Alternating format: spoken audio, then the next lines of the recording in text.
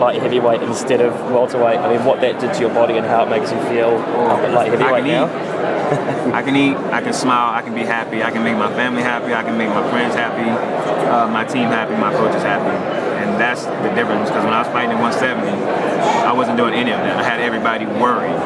So that's the big difference between 170 and 205. Happiness and being unhappy. I hated everybody at 170, I'm just saying. Everybody. You looked at me, I was ready to kill you. Yeah, because I couldn't eat.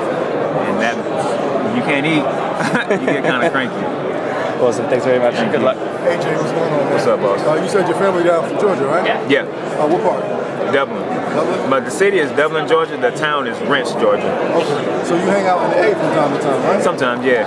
Okay, so right now, Atlanta has an extreme handhold, chokehold on the music game. Do you listen to any hip-hop artists from that area to pump you up? Anything from the South I like listening to. Okay. Some of it sound kind of crazy and don't make sense, but I try to listen to it. At least the beats are always on point. So how far back you go in terms of like your Southern hip-hop? Like what you listen to?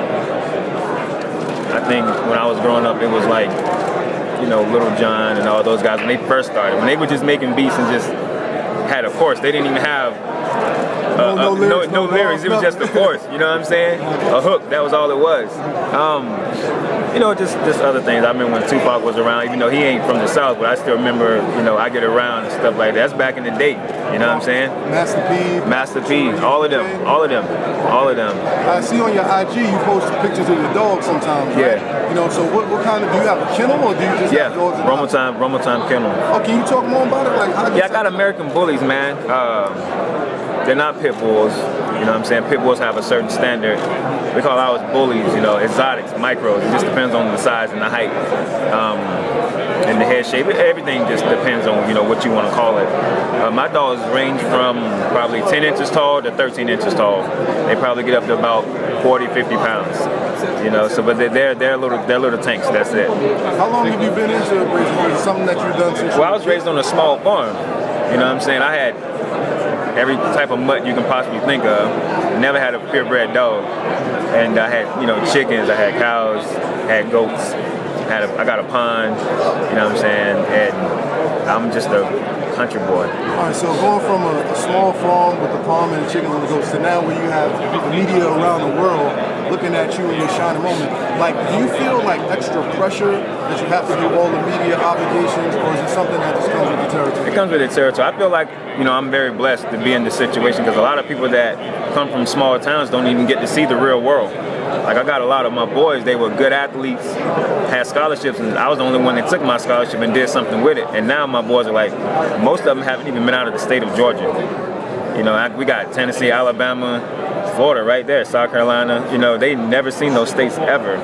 So when it comes down to doing this type of stuff, I feel truly blessed because I get to do something that a lot of people don't get to do. And lastly, you spoke about Rashad being an influence. I spoke to him when you fought Phil. Backstage, he said that in about a year and a half time, you're going to be where you are right now. So can you speak to the influence that Rashad has had on your career? I mean, he's definitely a big influence in my life. Like I said before, whenever I see him work hard, it makes me work harder because I want to be like him. I want to be able to get a title like he had a title. I want to be able to defend the title like he defended it, and even keep my title if I ever happen. You know what I mean? I want to be able to I want to surpass what Rashad has done in his career. So he's definitely, motivation and inspiration to me. All right, thanks for your time. Thank you, boss. Hi, Johnson. A lot of the preview shows that the UFC is showing breaks down your fight or simplifies your fight as you needing to keep it standing, him taking it to the ground. Obviously, it's an oversimplification for the casual fans, but how do you see that as far as the strategy and how the fight needs to when play it comes out? down to strategy, that's for the critics. They can say, oh, this needs to happen and that needs to happen, but with me, as far as the way I see it, anything can happen. There is no strategy for me. Okay. What are you looking to do Saturday then? What do you think you need to see happen? Win. Yeah. Okay. How do you see yourself winning? Do you I don't know. Pressure? I don't know. I just got to be me. I got to stay calm, stay relaxed. And that's the easy part. You know what I'm saying? All the hard part is over with because I did the training. So that's the hard part. Get to the cage and you see how the fight plays out. Whatever happens. You know what I mean? I don't panic. Okay. He can put as much pressure as he wants. I expect expecting. Right. I expect everything to happen, everything and anything to happen in this fight, so I won't be surprised by whatever happens. Okay. Obviously, Belfort, he beat you in the past, but now here you are, both together as teammates, looking to win titles. How does that feel to make that comeback and have that support, you know, where you're both going for that title? It feels good. It feels good because it just shows that I didn't give up. And Vitor is a big reason why I changed who I used to be. Okay. Because when I was fighting him, I was a little young knucklehead, a little young thundercat. I wasn't nothing. Okay. And now he helped me turn myself into a man. How much was that fight a turning point for your career? I'm here right now, you know. It's a big turning point. I mean, was that the fight that kind of made you look at things and assess? Yeah. As soon as I lost, as soon as I tapped, I just automatically, things started changing at that point on. So does it seem kind of strange looking back on how your career progressed and where you are now that, you know, that you're actually training with that guy and that you're getting ready for a title fight? It's not strange at all. I mean, it happens. I've seen plenty of guys lose to somebody and then become training partners with them. Back in the day when we had Pride, Sakuraba kept losing to Vanderlei, and he was like, you know what, if I can't beat him, join him. So he started going to shootbox and training with them.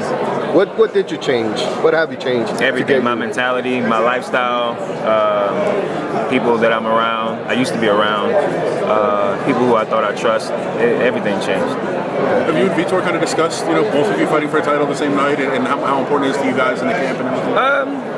Not really. We know how important it is. We're both at, you know, at the level we are right now. There's no point of discussing anything. We know what time it is. Do you guys talk about it? Do you guys talk about it, like the fights in the same night, or no? Not really. We haven't really talked about it because we have two different camps and two different, you know, we have different training partners, so it's kind of different. We're just not in position to really even say anything about it. You know, he has to focus on his task, I have to focus on mine. But every time we spar, you know, it was weird at one point whenever I was thinking, I'm like, I'm in the cage with this guy. He's got his training partner, I have mine, and we're both training for a title fight right now. So before we start sparring, I'll give him a hug, a tag up with him and say, hey, fight like we're fighting for a title right now. You know, when we're sparring with our training partners. And that was strange at first, but then it started just feeling more and more real. He's been fighting for 19 years. Like, have you ever looked up to him? Yeah. I was looking up to him before I even fought him. He's one of the pioneers of the sport. You know, I think he's the only guy that's in the sport from back in the day. He is the legend of the sport. You know what I mean? He's seen it all, and he's definitely one of my main men. Is it difficult to have, is it almost bad to have friends and teammates fight? Do you not pay attention to any of it? Like you see Pettis and his brother fight in the same card, and then his brother goes and loses. It don't matter to me. It is what it is. You're going to fight how you're going to fight anyway. Okay. I don't worry about, I mean, if something happens to Vitor and he wins, cool. If he loses, that it sucks. But I have to make sure I'm ready for what I need to prepare for, not what he has to prepare for. Because he's fighting his fight, I'm fighting mine. Do you watch them at all, or do you just stay in your world? And then I watch a little bit, but for the most part, I got to stay in my world. And how's your body? Oh, go ahead. How does your body feel now as an athlete? Because you performed at 170, you performed at 185. It's like night and day. Is it? Yeah. Like I said before, when I was fighting at 170, I hated everybody. I wouldn't want to talk to you right now if I was fighting at 170. Like, you see how close you got this mic to me? Yeah, it'd probably be tossed over there somewhere. But, you know, right now, I'm at 205. I'm happy. I feel good. I'm smiling. You know, at 170, like I said, I hated everybody. I didn't want to look at you. And the fans liked me back in the day. I didn't like them because when you're starving yourself and you got people reaching for you and trying to take all these pictures and stop you every time you go somewhere, it gets aggravating and you just on edge, you know. And I'm glad I made that change to go up to 205 because now I can actually be proud and be happy for the fans. I'm going to ask you the same question I did for Daniel over there. Do you think no matter who wins on Saturday, there's always going to be a shadow, like the shadow of John Jones, or that doesn't matter for you? It doesn't matter to me. I mean, if it's a shadow, it's because the media made it a shadow. That's it. People believe everything the media says anyway. So if you guys say, oh, it's going to be a shadow over Anthony Johnson or Daniel Cormier because they haven't beat the real champ yet, supposedly John Jones, then that's what the fans are going to believe. But this is a title fight, not an interim title fight. So to me, it's still it's the title. It's not anything else. I don't care about shadows. I'm worried about, other things.